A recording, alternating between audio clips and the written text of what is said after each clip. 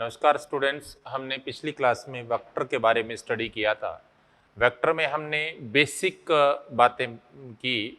Vector के अंदर हमने एडिशन का कंसेप्ट पढ़ा। उस एडिशन से रिलेटेड मैं आपको कुछ क्वेश्चंस और बताता हूं अभी। ओके, जैसे क्वेश्चन लिखिए। क्वेश्चन ये आपकी शीट का ही क्वेश्चन है। क्वेश्चन नंबर 4 है, थर्ड स्टेज का ये। ओके, मैं क्वेश्चन बोल देता हूं, अब लिखना चाहो लिख लेना, नहीं तो वहां से आप देख सकते हैं इसे। ओके, क्वेश्चन क्या है देखिए। Given the p plus q plus r equal to 0, p plus q plus r equal to 0, ये आपको गिवन है क्वेश्चन के। ओके, और आगे क्या कह रहा है? कह रहा है कि the magnitude of two vectors are equal to each other and the magnitude of third vector या थर्ड वेक्टर इज √2 टाइम्स। मतलब p और q इक्वल है और r का जो मैग्नीट्यूड है वो इनके √2 टाइम्स है। Then find the angle between all vectors. अब गौर से देखिए, इनके लिए आपको पता है कि पी क्यू आर 0 है, तो आप r इक्वल टू क्या लिख सकते हैं? माइनस पी प्लस क्यू लिख सकते हैं ना। तो अगर आप इसका मैग्नीट्यूड लिखें तो आप लिख सकते हैं r square equal to p square plus q square plus 2pq cos theta. यहां पर आपके पास क्या है? पी क्यू के बीच में एंगल थीटा है और आपने इसका रिजल्ट पढ़ा है, तो r equal to 2p cos theta by 2 आपने ऐसा रिजल्ट पढ़ा था। r √2 टाइम्स है, तो √2 equal to 2p cos theta by 2। तो आप लिख सकते हैं cos theta by 2 equal to 1 by √2। तो इसका मतलब थीटा बाई 2 आपके पास 45 डिग्री है, तो थीटा क्या हो गया? इसका मतलब आपके पास ये ऐसा ट्राइंगल बन रहा है। अब अगर ऐसा ट्राइंगल बन रहा है तो ये p वेक्टर है, ये q वेक्टर है, ये r वेक्टर है। ये एंगल 90 डिग्री है, ये दोनों इक्वल हैं, तो ये एंगल 45 हो। लेकिन angle between p and q, तो चलो ठीक है, कितना आ गया? 90 डिग्री आ गया। लेकिन एंगल बिटवीन q और r के लिए मैंने बताया था इसको आगे बढ़ाना पड़ेगा। तो ये वाला एंगल देखेंगे, ये एंगल बीटा इक्वल टू क्या आया? ये मान लो अल्फा था, ये वाला एंगल। ओके, तो बीटा इक्वल टू किस में आया? Q and R। Q and R में एंगल कितना आ गया? Alpha equal sorry beta equal to ये 45 है, तो ये 135। ऐसे ही एंगल बिटवीन यहां देखें तो ये आगे बढ़ाएंगे तो ये वाला एंगल होगा गामा, किसमें? Between R and P। कितना है आपके पास? गामा इक्वल टू फिर से 135 डिग्री हो जाएगा। मेरी बात क्लियर?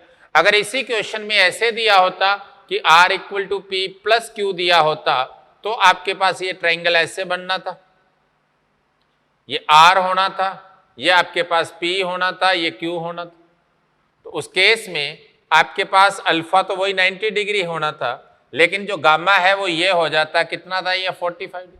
और बीटा के लिए आप ये देख सकते हैं, ये बीटा तो ये भी बीटा, तो बीटा कितना हो जाता? 45। तो एंगल कितने होते हैं? 90, 45, 45। डायरेक्शन का विशेष ध्यान रखना है आपको, सेम सेंस में एंगल नहीं निकालना, अपोजिट सेंस में एंगल्स निकालने हैं। मेरी बात क्लियर? नेक्स्ट देखिए। नेक्स्ट एक ऐसा ही और क्वेश्चन देखिए, आपके पास एक और क्वेश्चन है ऐसा ही, आपके मॉड्यूल का ही है, सेकंड स्टेज का क्वेश्चन है ये, 5th क्वेश्चन। ये भी वेक्टर से रिलेटेड है, सम से रिलेटेड है। देखिए क्या क्वेश्चन है, देखिए क्वेश्चन क्या कह रहा है। क्वेश्चन कह रहा है कि रिजल्टेंट ऑफ टू वेक्टर, पहले 8th क्वेश्चन देखो, ऐसा ही एक 8th question second stage. Question क्या है मैं आपको सुना देता हूं, एक बार सुन लीजिए question.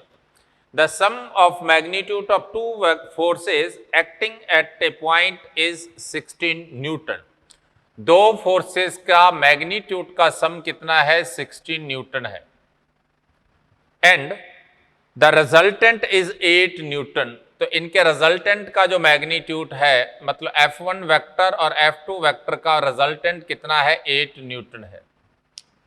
Then its direction is perpendicular to smaller. मान लो F1 स्मॉलर है, तो F परपेंडिकुलर है किसके? F1 के। आगे कहता है फाइंड द फोर्सेस, आपको दोनों फोर्स पता करने हैं। सिंपल क्वेश्चन है। देखिए आपको गिवन है कि F1 छोटा है और F परपेंडिकुलर है इसके, तो डेफिनेटली आपके पास ये क्या हो गया? F2 हो गया ना। ये 90 डिग्री है। ओके, ये आपके पास F1 है। आपको F1 प्लस F2 पता था, आप यहां से क्या लिख सकते हैं, F2 equal to f square plus F1 square का रूट लिख सकते हैं। तो आप एफ स्क्वेयर को क्या लिख सकते हैं, F2 square minus F1 square लिख सकते हैं। इसे आप और क्या लिख सकते थे, F2 plus F1 into F2 minus F1 लिख सकते। इसका मतलब F2 माइनस F1 आपके पास क्या हो गया, एफ स्क्वेयर का मतलब 8 square by F2 plus F1 मतलब 16। इसका मतलब F2 माइनस F1 तो आपके पास 4 है और F2 प्लस F1 आपके पास 16 है। इनको ऐड करेंगे तो 2F2 इक्वल टू 20 है, तो F2 आपके पास 10 न्यूटन आ जाएगा। अगर F2 आपके पास 10 न्यूटन है, देन F1 आपके पास क्या होगा, क्योंकि इन दोनों का सब्ट्रैक्शन 4 है, तो ये हो जाएगा 6 न्यूटन, जो कि आपके पास एक स्मॉलर वेक्टर है। मेरी बात क्लियर। नेक्स्ट क्वेश्चन देखिए, ऐसे ही आपके पास 5th क्वेश्चन है। जो क्वेश्चन क्या है मैं रिवाइज कर देता हूं, एक बार देख लीजिए। The resultant of two vectors, the resultant of two vectors P vector and Q vector is R, मतलब R इक्वल टू क्या है, P प्लस Q है। ओके, आगे कहता है the magnitude of, if the magnitude of Q is doubled, मतलब Q बढ़कर Q dash हो गया है, Q डैश डबल हो गया है Q, देन रिजल्टेंट क्या होगा, रिजल्टेंट जो नया है वो परपेंडिकुलर हो गया किसके, P के। नया resultant will be perpendicular to P, then find the value of R। आपको इस R की वैल्यू पता करनी। ठीक, डायरेक्शन चेंज नहीं कर रहा। पहले आपके पास P और Q का जो रिजल्ट था R equal to P square plus Q square plus 2PQ cos theta था। अब उसने P को तो P रखा, Q को उसने 2Q कर दिया, तब रिजल्टेंट जो नया रिजल्टेंट है वो परपेंडिकुलर है किसके, P के। इस केस में आप क्या लिखोगे, 10 अल्फा इक्वल टू Q की जगह 2Q को sign theta bye P plus 2Q cos theta, और इसका रिजल्ट क्या आएगा, इनफाइनाइट आएगा। क्या, क्योंकि अल्फा की वैल्यू आपको 90 डिग्री दे रखी है। ये तभी पॉसिबल है जब P plus 2Q cos theta equal to 0 हो। ये तभी पॉसिबल है जब 2Q कॉस थीटा की वैल्यू आपके पास माइनस P हो। अगर 2Q कॉस थीटा की वैल्यू माइनस P है तो आप R क्या लिख सकते हैं, P square plus 2P square plus 2Q cos theta की जगह P लिखेंगे तो ये आपके पास P स्क्वायर से P स्क्वायर कैंसिल, तो R इक्वल टू क्या आ जाएगा, Q आ जाएगा। ये आपके पास वैल्यू हो जाएगी। मेरी बात क्लियर, ये आपके पास R की वैल्यू हो जाएगी। ओके, ऐसे ही एक और क्वेश्चन देखिए।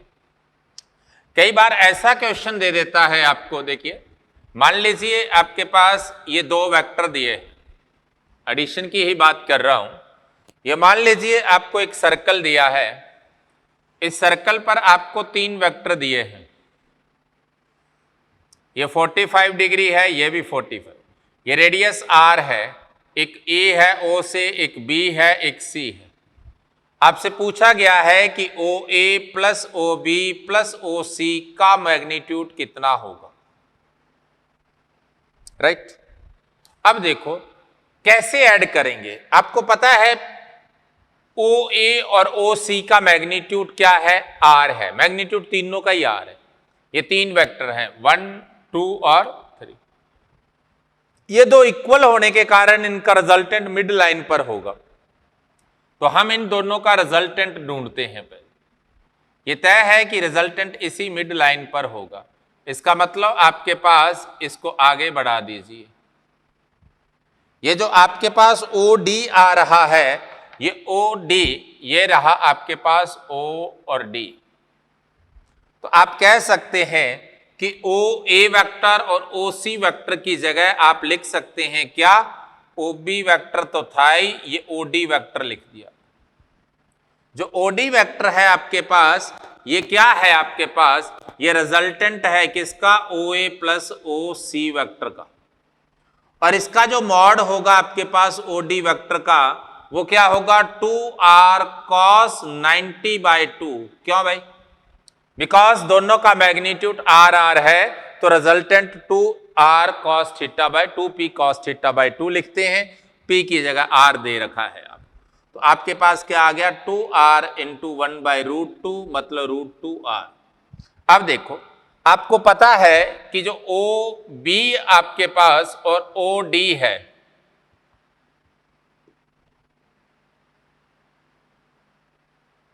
ये दोनों सेम डायरेक्शन में है, तो इनका रिजल्टेंट इनके मैग्नीट्यूड के सम के बराबर होगा।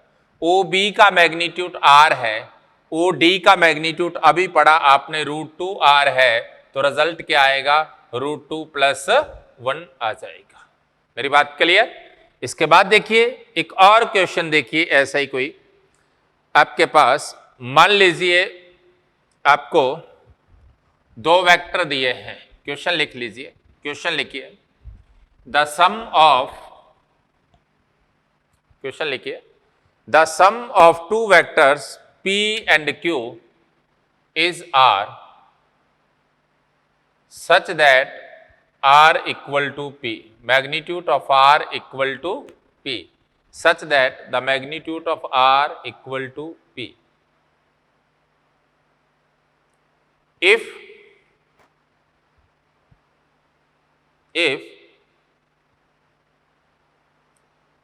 increase the magnitude of P up to 2P vector,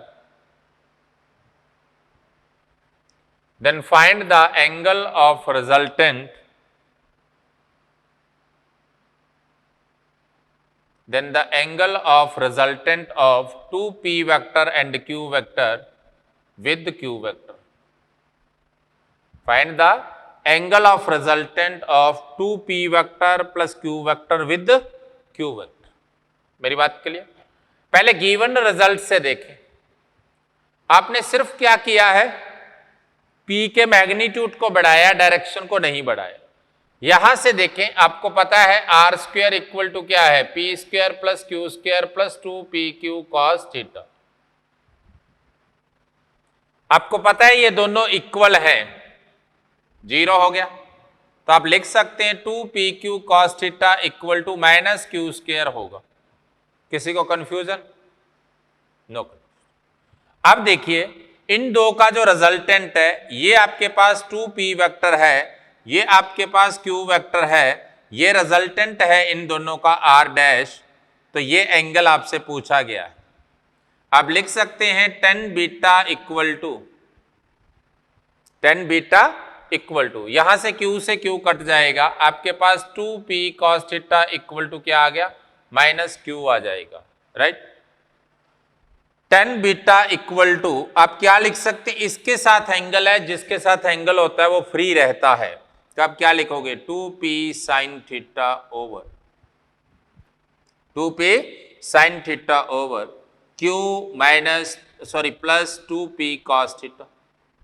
आप 2p cos θ को -q लिखते हैं, तो 2p sin θ ओवर, ये 2p क्यों लिया, क्योंकि मैग्नीट्यूड 2p है, q -q 0 हो गया तो इनफाइनाइट, इसका मतलब बीटा की वैल्यू क्या हो जाएगी 90 डिग्री हो जाएगी। इसका मतलब आपसे जो एंगल पूछा है वो क्या होगा 90 डिग्री हो जाएगा। मेरी बात क्लियर। ये आपके पास कुछ इसके एडिशन की बात थी। अब हम बात करते हैं सबट्रैक्शन की। दो वेक्टर का सबट्रैक्शन कैसे होता है, देखिए दो वेक्टर का सबट्रैक्शन कैसे होगा। देखिए मान लो r वेक्टर इक्वल टू आपके पास a माइनस बी है, तो इसको आप ऐसा लिख सकते हैं a प्लस माइनस बी लिख सकते हैं। ये आपके पास r वेक्टर a वेक्टर था, ये आपके पास b वेक्टर था, तो इसका मतलब a में b का नेगेटिव ऐड करना है, तो b का नेगेटिव आपके पास क्या होगा, जिसका मैग्नीट्यूड उतना ही हो, सिर्फ डायरेक्शन चेंज हो जाए।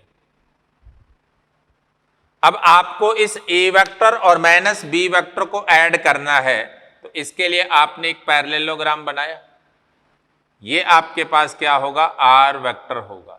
ये एंगल थीटा था, तो ये एंगल क्या हो गया, 180 माइनस थीटा। दो वेक्टर का सम है, कौन कौन से का, ए का और माइनस बी का। तो सम का फॉर्मूला होता है a square plus B square plus 2ab cos, angle कितना है 180 माइनस थीटा। देखो बी नेगेटिव नहीं हुआ, बी वेक्टर नेगेटिव है, मैग्नीट्यूड होते हैं ये कभी नेगेटिव नहीं होते, ये पॉजिटिव है। माइनस बी वेक्टर का मतलब बी की डायरेक्शन बदली है, डायरेक्शन बदलते ही ए और बी में एंगल थीटा था, तो ए और माइनस बी में एंगल क्या हो गया 180 माइनस थीटा। तो आपके पास रिजल्टेंट आ जाएगा a square plus B square minus 2ab। Angle की बात करें, ये एंगल मान लो अल्फा है ए के साथ, तो आप क्या लिख सकते हैं, tan alpha equal to, tan alpha equal to क्या हो जाएगा, वही केस है b sine 180 minus theta over a plus b cos 180 minus theta. तो आपके पास क्या आ गया, tan alpha equal to b sine theta over a plus minus B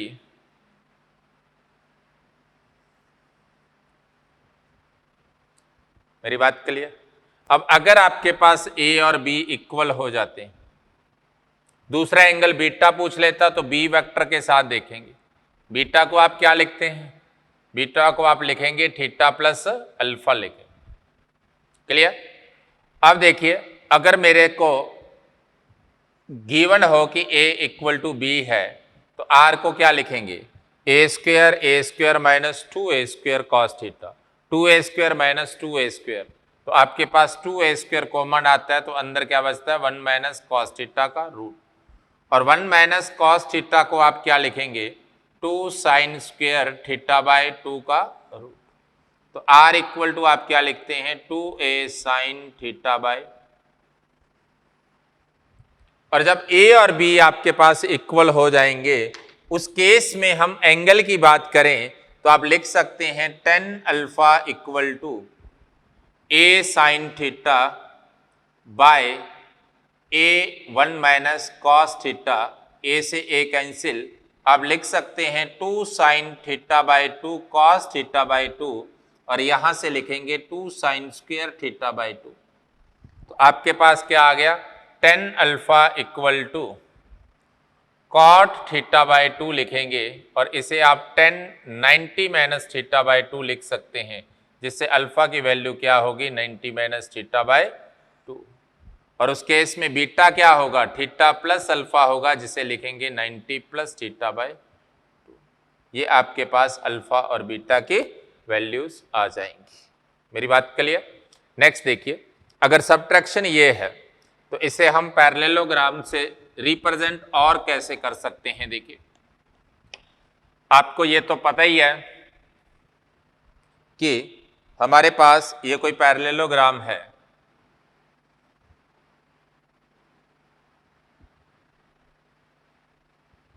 हमने इसे ए वेक्टर से रिप्रेजेंट किया था, इसे हमने बी वेक्टर से, तो ये आपके पास क्या हो गया आर वेक्टर या R1 वेक्टर लिख सकते हैं, राइट।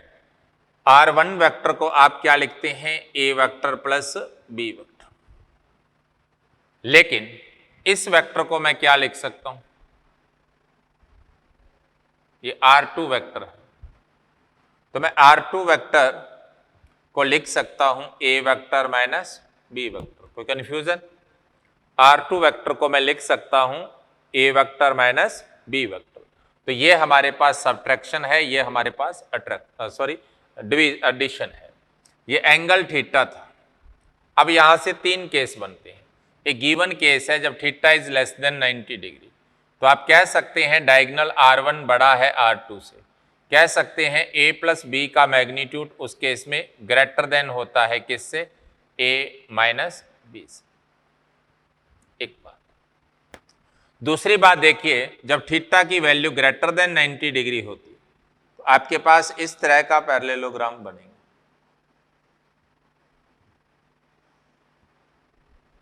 तो उस केस में आपके पास ये R1 होगा और ये आपके पास R2 होगा, ये आपके पास ए वेक्टर है और ये आपके पास बी वेक्टर है, ये एंगल थीटा है। तो गौर से देखिए, जब थीटा ग्रेटर देन 90 डिग्री है, आपको क्लियर दिख रहा है R2 is greater than R1 होगा, मतलब a माइनस बी का मॉड उस केस में ग्रेटर देन हो जाएगा किससे, a प्लस बी से। इसे आपने याद रखना है। ओके, उसके बाद एक और पॉइंट देखिए, इसमें एक और पॉइंट, जब ये दोनों इक्वल हो जाएंगे, मतलब थीटा की वैल्यू 90 डिग्री हो, तो उस केस में दोनों डायगोनल क्या होते हैं, इक्वल होते हैं। ये ए वेक्टर है, ये बी वेक्टर है, उस केस में एक ये डायगोनल है, एक ये डायगोनल। मेरी बात क्लियर? तो दोनों ही क्या होंगे, R1 और R2 क्या है, इक्वल है। इसका मतलब उस केस में ए वेक्टर प्लस बी वेक्टर का मॉड ए वेक्टर माइनस बी वेक्टर के इक्वल होता है। ये तीनों बातें आपने याद रखनी। एक और पॉइंट देखिए, इसमें आपने पढ़ा था, ये आपके पास पैरेललोग्राम, या ये दो वेक्टर है, ए वेक्टर और बी वेक्टर, ये एंगल थीटा था, ये इनके रिजल्टेंट को रिप्रेजेंट करता है ए प्लस बी को, और ये इनके ए माइनस बी को रिप्रेजेंट करता है। ये एंगल आपके पास अल्फा एडिशन के लिए था, ये एंगल आपके पास अल्फा सब्ट्रैक्शन के लिए था। आपने पढ़ा है कि जब ए और बी इक्वल होते हैं तो एडिशन का एंगल आपके पास थीटा बाय 2 होता है, और सब्ट्रैक्शन का एंगल आपने अभी पढ़ा था 90 माइनस थीटा बाय 2 होता है। दोनों पढ़े हैं ना? तो इसका मतलब इन दोनों का जो सम होगा दोनों एंगल का, मैं इस एंगल की बात करूं, ये मान लीजिए आपके पास फाई है, तो उस केस में फाई को आप क्या लिखेंगे, एडिशन प्लस सब्ट्रैक्शन का एंगल क्या होगा, 90 डिग्री। कहने का मतलब जब a इक्वल टू बी होता है, देन a प्लस बी जो वेक्टर है ना, ये परपेंडिकुलर होगा किसके, a माइनस बी के। आपको कह दे कोई कि अगर a प्लस बी और a माइनस बी परपेंडिकुलर है, देन आप डेफिनेटली कह सकते हैं a इक्वल टू क्या होगा, b, और if a equal to b, then definitely a plus b और a माइनस बी क्या होंगे, परपेंडिकुलर होंगे। मेरी बात क्लियर? एक क्वेश्चन लिख लीजिए, छोटा सा क्वेश्चन क्या है, if the magnitude of sum of, if the magnitude of sum of two unit vectors, sum of two unit vectors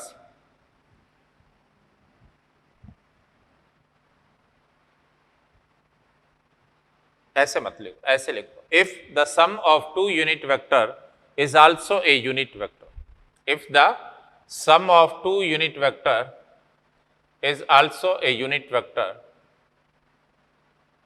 okay, then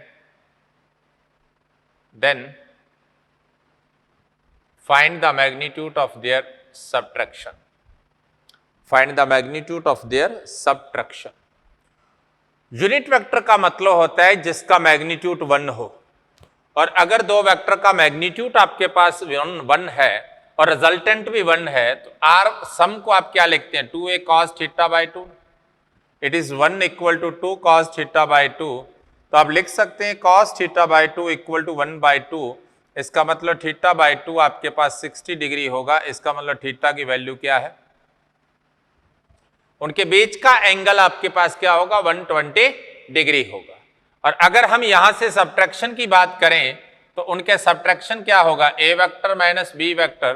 तो जब आप इसके मॉड की बात करते हैं, दोनों वेक्टर बराबर हैं, तो 2a साइन थीटा बाय 2 होगा। तो 2 इंटू 1 साइन 60 डिग्री, तो आपके पास 2 इंटू √3 बाय 2, तो √3 आ जाएगा। तो उस केस में उनका यूनिट वेक्टर का डिफरेंस क्या होगा, √3 हो जाएगा। ओके, नेक्स्ट क्वेश्चन लिखिए, एक और क्वेश्चन लिख लीजिए। If the sum of the magnitude of sum of two equal vector, if the magnitude of sum of two equal vector is n times of their n times of magnitude of their difference, magnitude of their difference, then find the angle between both vectors. Then find the angle between both vectors. देखिए ये given है आपको question में, इसका square आप क्या लिख सकते हैं, a square b square plus 2ab cos theta ना, ये n स्क्वायर टाइम्स हो जाएगा, मैंने स्क्वायर कर दिया इसको, A square plus B square minus 2ab cos theta. आपको पता है a और b इक्वल है, तो ये a हो गया सारा, तो A square 2a square plus 2a square cos theta equal to n square 2a square minus 2a square cos theta. 2a square cancel हो गया तो 1 plus cos theta equal to n square 1 minus cos theta. आप लिख सकते हैं इसको इधर ला करके 1 plus n square cos theta equal to n square minus 1, तो कॉस थीटा की वैल्यू क्या होगी, n square minus 1 by n square plus 1, तो थीटा इक्वल टू क्या आ जाएगा, cos inverse n square minus 1 by n square plus 1, ये आपके पास थीटा की वैल्यू आ जाएगी। मेरी बात क्लियर? नेक्स्ट देखिए, नेक्स्ट आपके पास मैथमेटिकल एनालिसिस की बात आती है। ओके, जब हम मैथमेटिकल एनालिसिस करते हैं वेक्टर्स का, तो उस केस में वेक्टर को हम कंपोनेंट में रिजॉल्व करते हैं। देखिए यहां पर हम यूनिट वेक्टर की बात करते हैं बारी बारी से। यूनिट वेक्टर अलग अलग डायरेक्शन में क्या होता है, देखिए एक्स एक्सिस के अलोंग हम यूनिट वेक्टर को आई कैप लेते हैं, एक्स एक्सिस के अलोंग हम क्या लेते हैं, आई कैप, वाई एक्सिस के अलोंग हम क्या लेते हैं, जे कैप, और जेड एक्सिस के अलोंग हम क्या लेते हैं, के वेक्टर। ये हम अलग अलग डायरेक्शन के अलोंग उसका आई जे के कैप लेते हैं।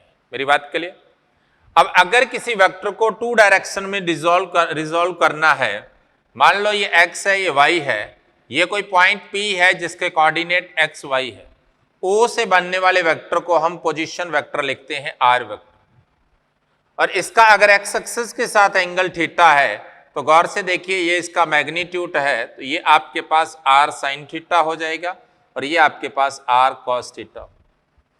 इसे आप लिख सकते हैं r vector equal to x i cap plus y j, और इसे आप यहां से ऐसा भी लिख सकते हैं r cos theta i cap plus sine theta j cap. यहां से अगर मैं tan थीटा देखूं तो tan थीटा को लिख सकता हूं y बाय x। ये किसी भी वेक्टर का 2 डायमेंशनल के अंदर आप उसको रिजॉल्व करते हैं। अगर 3 डायमेंशनल हो, मान लीजिए ये आपके पास कोई 3 डायमेंशनल है, मैं डायरेक्ट बता रहा हूं आपको, याद कर लेना इसको। ये आपके पास, हाँ, यहां से अगर कोई यूनिट वेक्टर पूछ लेता आपसे, तो यूनिट वेक्टर को आप क्या लिखते हैं, vector by mod of vector. तो मॉड ऑफ वेक्टर r है, तो आप इससे क्या लिख सकते हैं, cos theta i cap plus sine theta, ये उसका यूनिट वेक्टर, राइट।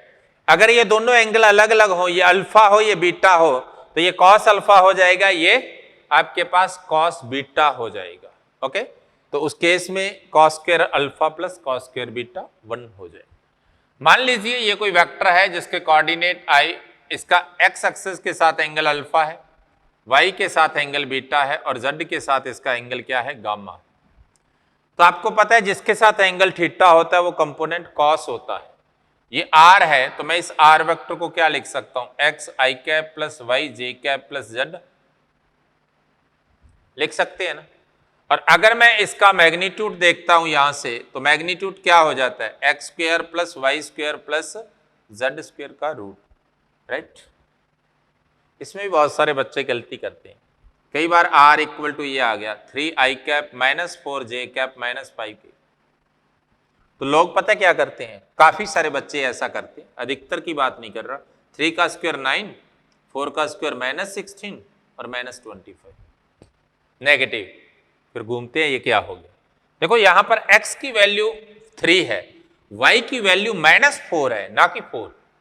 तो जब आप मैग्नीट्यूड निकालोगे तो 3 का स्क्वायर प्लस माइनस 4 का स्क्वायर करोगे, फिर माइनस 5 का स्क्वायर, ये 9 है, ये 16 है, ये 25 है, तो ये आपके पास 5√2 हो जाएगा।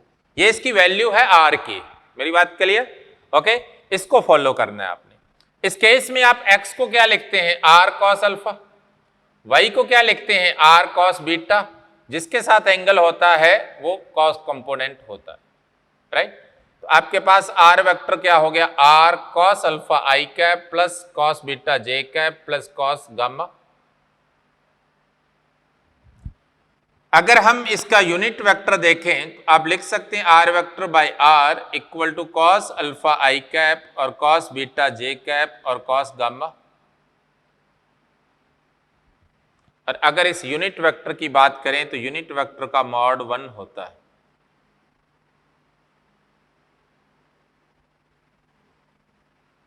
जिन्हें हम डिकोसाइंस कोसाइंस ऑफ वेक्टर कहते हैं, और इनका सम हमेशा वर्ग स्क्वायर का सम हमेशा क्या होता है, 1 होता है।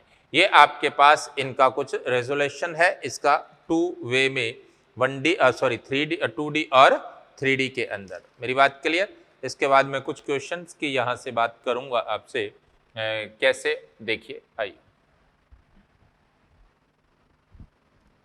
पहली बात तो दो वेक्टर को आप जब उसके कंपोनेंट की फॉर्म में ऐड करते हैं तो उनका एडिशन किस तरह से होता है उसकी बात करेंगे।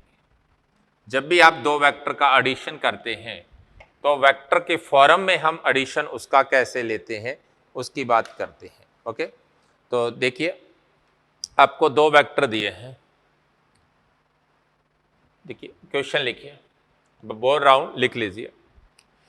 To vectors p and q, p equal to 2i cap plus 7j cap minus 10k cap and q vector equal to i cap plus 2j cap और plus 3k cap. Find the magnitude of their sum and difference. Find the magnitudes of their sum and difference. आपको इसके सम का, आपको इसके difference का magnitude पता करना है। R1 वेक्टर मान लीजिए इनके सम के इक्वल है, तो कंपोनेंट का i से सम होगा, तो 2 + 1 3i कैप, इसका इससे सम होगा 9j कैप और इनका इससे सम होगा -7k कैप, -10 + 3। अब देखिए इसका मॉड क्या हो जाएगा, ये मैग्नीट्यूड पूछा है। 3 का स्क्वायर 9, 8 का स्क्वायर 81, -7 का स्क्वायर 49, राइट। ये आपके पास 90, 130 और 139 हो जाएगा। अगर हम इनके डिफरेंस की बात करते हैं तो डिफरेंस क्या होगा, p माइनस q। तो p minus q 2i minus i 7i minus 2i 5j और -10 -3 तो -13k कैप। क्लियर ना। और जब आप इसका मैग्नीट्यूड देखते हैं तो क्या हो गया, 1 + 25 + 169। ओके, तो ये हो गया 170 और 195 का रूट हो जाए, ये आपके पास मैग्नीट्यूड हो जाएगा, राइट। इसी में एक क्वेश्चन पूछ सकता है, find the third vector such that the resultant of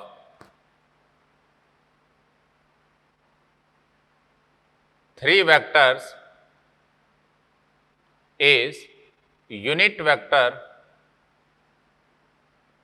along x axis।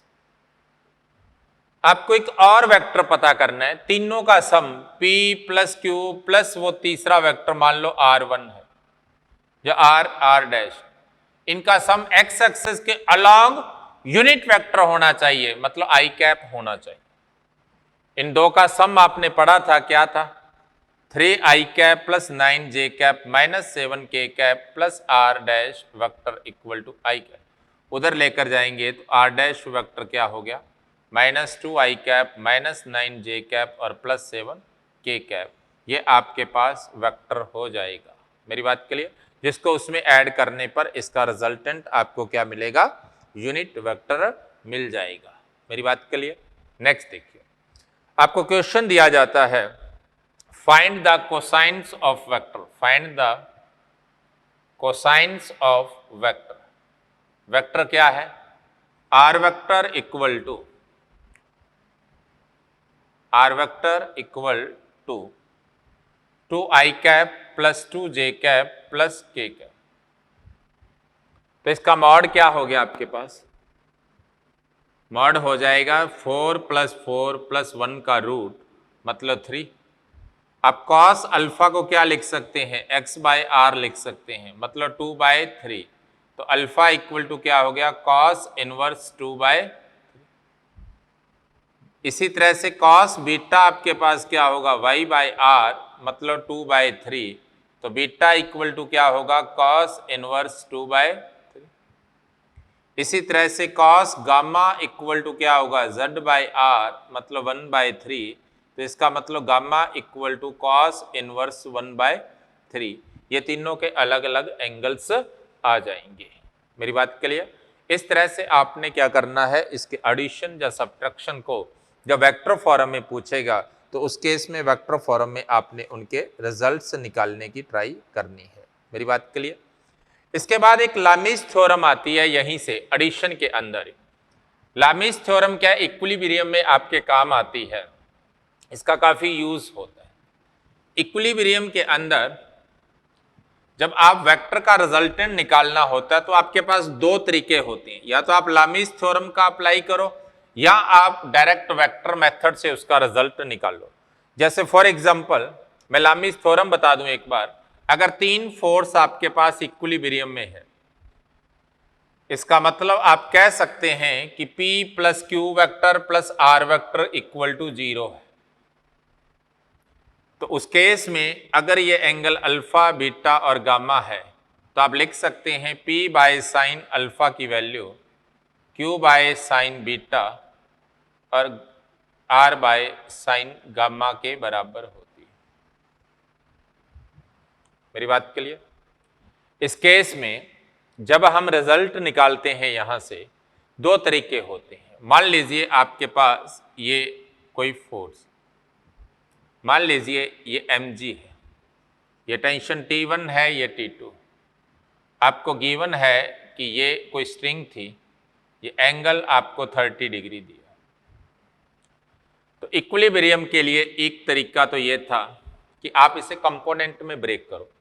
ये 30 है तो ये भी 30 होगा, तो इस T2 को ब्रेक किया, T2 cos 30, जिसे आप लिखते हैं T2 √3/2, जिसके साथ एंगल वो cos और उसके परपेंडिकुलर दूसरा साइन, तो T3 sin 30 मतलब T3/2।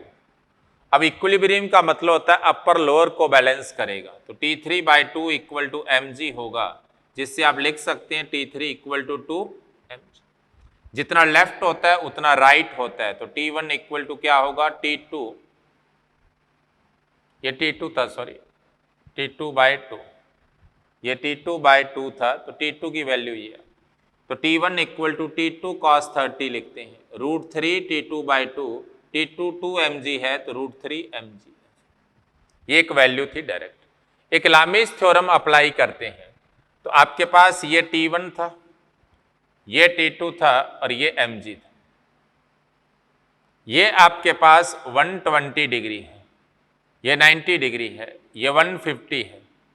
तो आप लिख सकते हैं T1 के सामने वाला एंगल का साइन, T2 के सामने वाले एंगल का साइन और T3 मतलब mg के सामने वाले एंगल का साइन। T1 बाय साइन 120 है, जिसे आप लिख सकते हैं cos 30, sine 90 plus theta cos theta होता है, जिसे आप क्या लिख सकते हैं? cos 30, और cos 30 की वैल्यू √3/2 होती है, तो आप लिख सकते हैं 2T1/√3 equal to T2। Sign 150 का मतलब होता है साइन 90 प्लस थीटा, जिसका मतलब है cos 60, और cos 60 की वैल्यू जो आपके पास है वो होती है 1/2, तो इसे लिख सकते हैं 2mg। कंपेयर करेंगे T1 √3mg आ जाएगा, T2 सीधे क्या है? 2mg आ जाएगा। ये आपके पास किन्हीं वेक्टर्स को आप रिजॉल्व करके भी रिजल्ट निकाल सकते हैं, डायरेक्ट लामीज थ्योरम का यूज करके भी निकाल सकते हैं। ओके, ये आपके पास दो वेक्टर के एडिशन और सब्ट्रैक्शन की छोटी सी बात थी। मेरी बात क्लियर? नेक्स्ट देखिए, नेक्स्ट आपके पास आता है, नेक्स्ट पॉइंट जो है, next point product of two vectors आता है, जिसमें पहला पॉइंट है scalar product.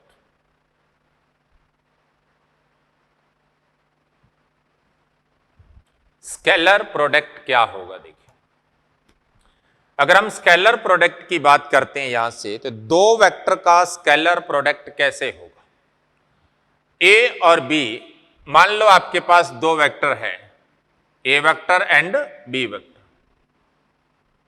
The angle between two vector is theta, then their dot product is given as a vector dot b vector is equal to ab cos theta. What is the physical significance of dot product? गौर से देखिए, अगर मैं इस vector से यहां कोई perpendicular draw करता हूं, ये b है, ये एंगल थीटा है, मैंने आपको बताया था जिसके साथ एंगल हो वो कंपोनेंट क्या होगा? cos theta. इसका मतलब आप b cos थीटा को ये लेंथ लिख सकते हैं, ये क्या है? b वेक्टर का प्रोजेक्शन है, कहां पर? a वेक्टर पर। इसका मतलब आप लिख सकते हैं a vector dot b vector equal to magnitude of b into b cos theta, जिसे आप लिखते हैं magnitude of a vector into projection of a vector, projection of a vector along b vector, projection of b vector, projection of b vector along a vector।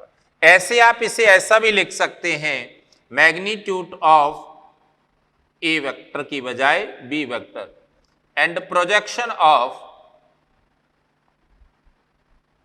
a vector along b vector. कई बार आपसे direct projection पूछ लेता है, तो आप लिख सकते हैं projection of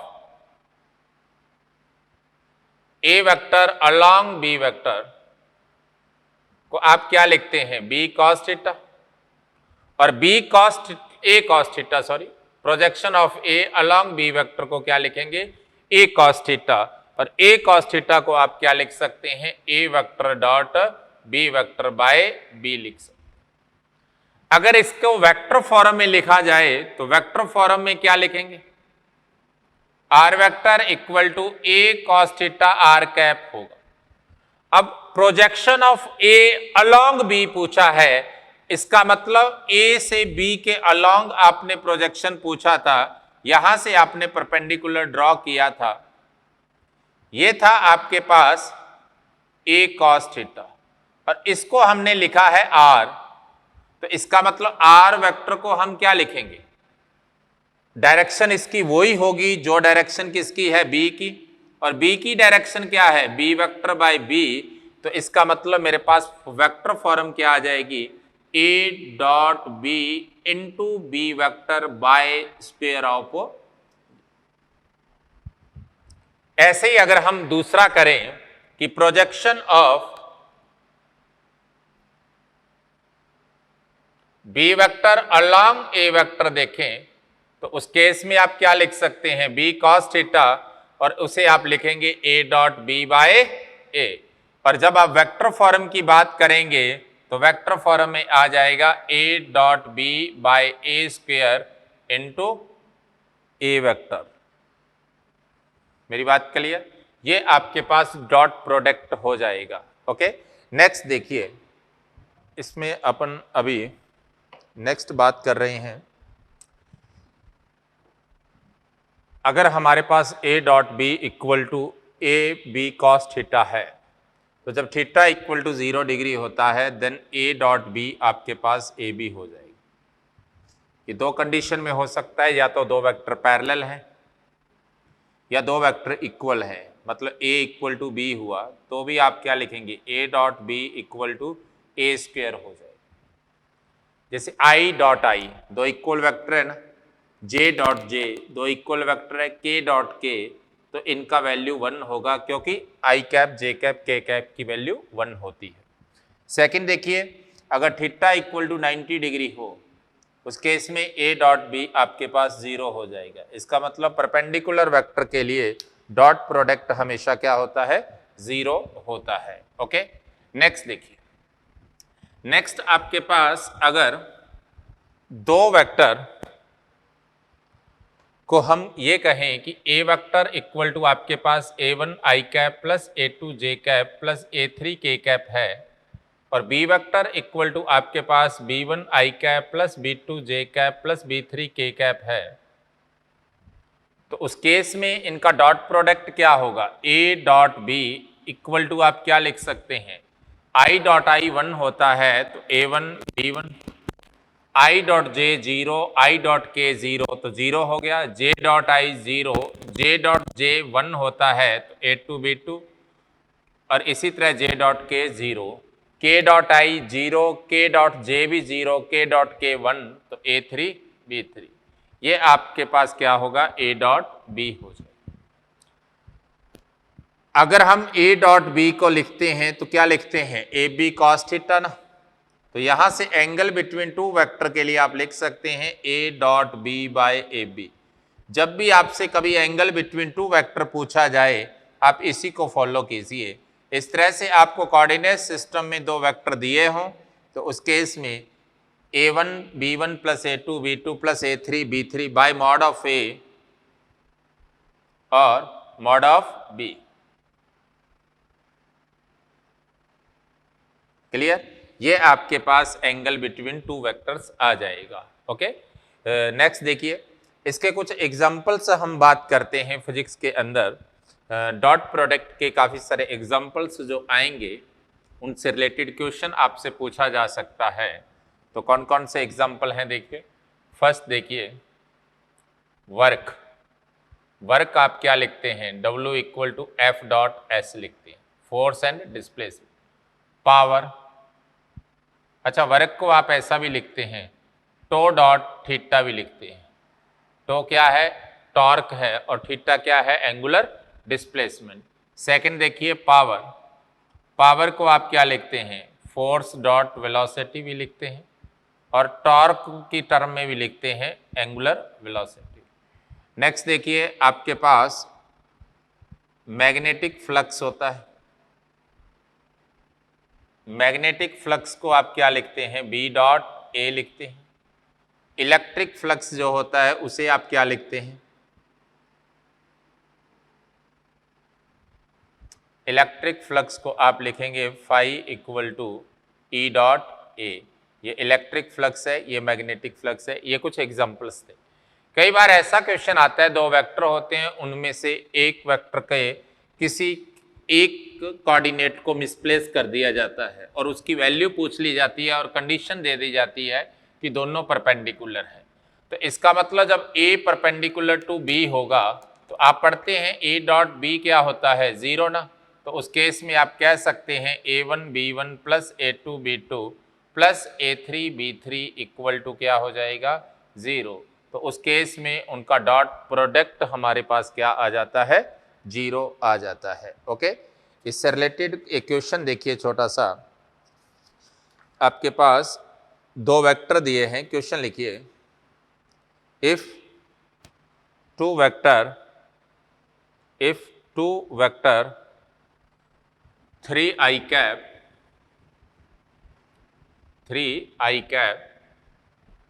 2 vector a vector equal to 3i cap plus 2j cap plus 5k cap and b vector equal to xi cap minus j cap और minus 2k cap are perpendicular to each other,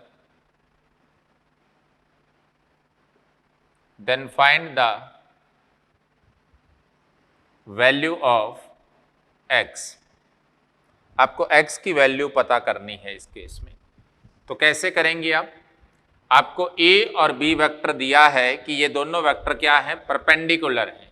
okay, अगर a और b vector perpendicular हैं तो then there dot product will be 0 ना।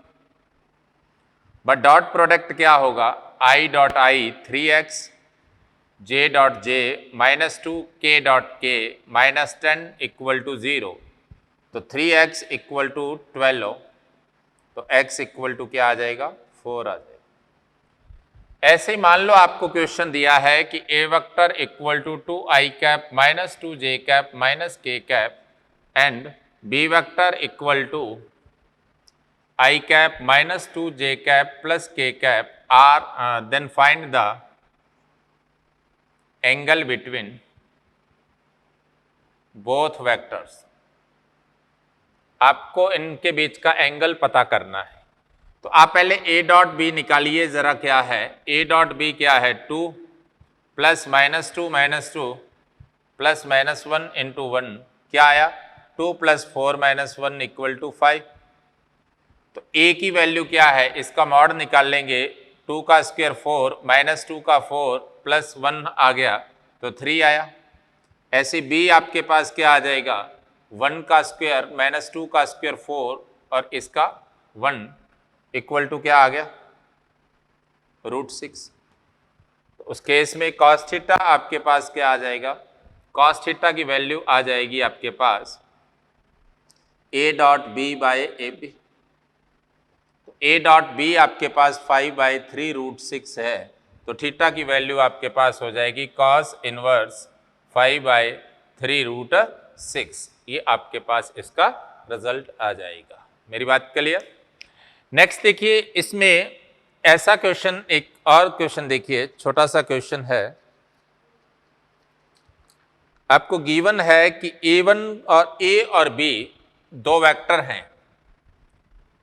If a vector का magnitude आपको दिया है 3, b वेक्टर का मैग्नीट्यूड आपको गिवन है 5 और गिवन है कि a प्लस b का जो मॉड है वो आपके पास 5 है, then find 2a plus 3b dot 3a minus 2b। आपको इसका या प्लस 2b का आपको डॉट प्रोडक्ट बताना, राइट। मैं फाइनल पॉइंट से ही बात स्टार्ट कर लेता हूं। अगर इसका डॉट प्रोडक्ट करेंगे तो क्या होगा, 3 इंटू 2 क्या हो गया 6, a डॉट a क्या हो गया a स्क्वायर, 3 2 कितना हो गया 6b स्क्वायर। इसका डॉट प्रोडक्ट किया तो क्या आ गया 6a डॉट b, इसका किया तो 6b डॉट 9 गलत बता दी 2a और ये कितना हो गया 4a dot b plus 9b dot a। देखिए डॉट प्रोडक्ट में a डॉट b और b डॉट a बराबर होते हैं, तो उस केस में आप लिख सकते हैं 6a square plus b square plus 13a dot b। इसको आप लिख सकते हैं 6a स्क्वायर मतलब 9b square 25 plus 13ab cos theta, right. तो आपके पास ये कितना आ गया, इसे सिंप्लीफाई कर लेना, 6 into 34 plus 13 into 3 into 5 cos theta. आपको cos थीटा नहीं पता, उसके लिए इसने एक रिजल्ट दे दिया है। आपको क्या दिया है कि a प्लस b की वैल्यू 5 है, तो इसका मतलब a square plus b square plus 2ab cos theta equal to 25। b और a इक्वल हैं तो कैंसिल हो गया, इसका मतलब 2ab cos theta equal to minus a square, तो इसका मतलब cos थीटा की वैल्यू क्या है -a/2b। आप लिख सकते हैं -3/10। इस वैल्यू को पुट करेंगे, आपके पास क्या आया रिजल्ट, 6 इंटू 34 204